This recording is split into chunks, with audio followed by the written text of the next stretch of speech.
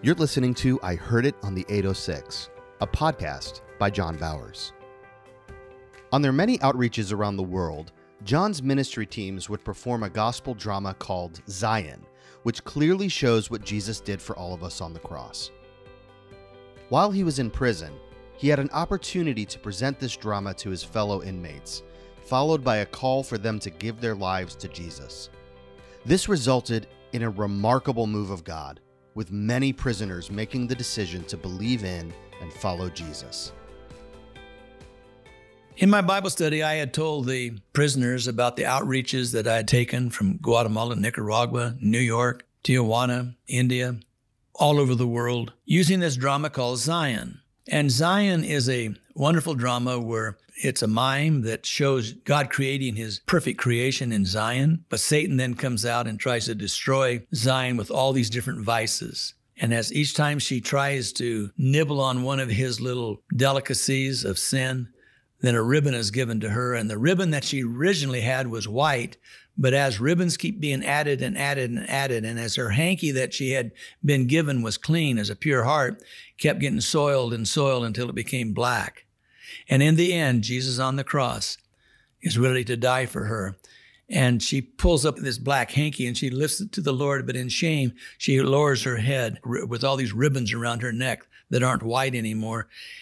And then Jesus comes off the cross, casts Satan down. And so it's vivid. You can tell vividly, you can see what's going on. Well, I had shared that with the prisoners there in my Bible study. And I just felt the Lord wanted me to have a video sent in of the drama. And the favor I had, again, with the guards was unbelievable, but the favor I had with the chaplain was really something. He loved what I was doing. He loved to see what God's Spirit was doing through me. And so I asked him, I said, can you allow me to send in a tape from the drama? We're all going to send the ribbons in. We're going to send the hankies in so that everybody will get to experience something live off of the tape. And we will have different prisoners working the way we have our stage crew work. They'll be handing out new ribbons because in the end, Jesus comes off the cross, takes the ribbons off of Zion, listens to the Lord, and the Lord casts them aside and gives him a brand new hanky to present to Zion, and she's free. So I wanted to make sure that that brand new hanky that had never been used would be handed out to all 75 prisoners. Well, I was aware that when I announced it, they said, can we bring other people? Can we announce it and bring other people? And I said, well, of course. But I said, give me an idea how many we're going to have. There was another 20-some people that was going to be there. So anywhere from 100 to maybe 110 more would be there. Well, little did I know that there was about 130 that showed up, more than I had planned. And I had ordered, I got a hold of the pastor at Christ Center who had taken over my position of the church. And I said, send us in 130 brand new hankies, all boxed up, and send us in the Zion tape, send us in the Zion ribbons, and send it all to us so that we can have as much a live performance as possible. And so all those items arrived. All of them arrived.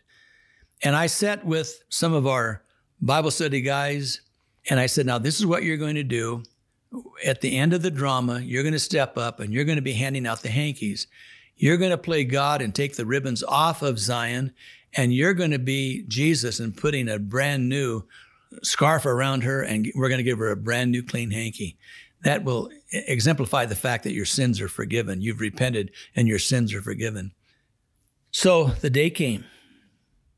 130-some guys come into the chapel. Now remember, everything that we do is live. It's on TV, it's audio, it's visual. They're in the headquarters of the prison. They're watching everything. So they watched the drama. They saw it. They knew that no one could come and get a hanky lest they get in line to get it. So you had to accept the fact that you're a sinner and you wanted a clean heart. When the drama had ended, we started handing out the hankies. We started taking off the sins, and the people were free. I mean, there was a joyful, jubilant praise that went up. Inmate after inmate, there were tears. There was truly rejoicing that their sins had been forgiven, and they had this white hanky. Well, one after the other, as we came by, the hankies were going down, and pretty soon, the little guy that was handing out the hankies said, "Hey, Rev, And I was standing on the stage just to make sure that we had order as they're coming through the line. He said, we're running out of hankies. We don't have enough. I said, well, I know we don't have enough, but give the last hanky out, and then I'll announce that we'll send more hankies in, and we need probably another 25 to 30 hankies in there someplace. Let's say 15 to 20 more hankies I know I need. So I said, we'll just bring more in and we'll do it again. Okay. So he handed the next, and he handed the next, and he says, Rev, this is the last one. I says, it's okay. He handed that one out, and here he's got this box. He looks down, and I'll never forget the look on his face. Startled, he goes, what the blinkety blank is going on? I looked over and I said, what's the matter? He says, there's another hanky. I said, well, just give it away.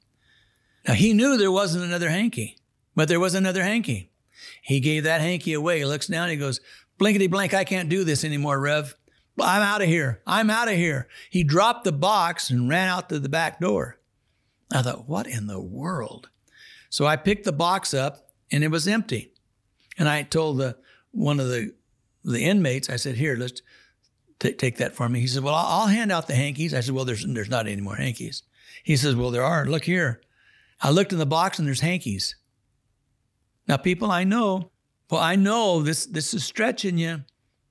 I'll guarantee you one thing. How do you think I felt?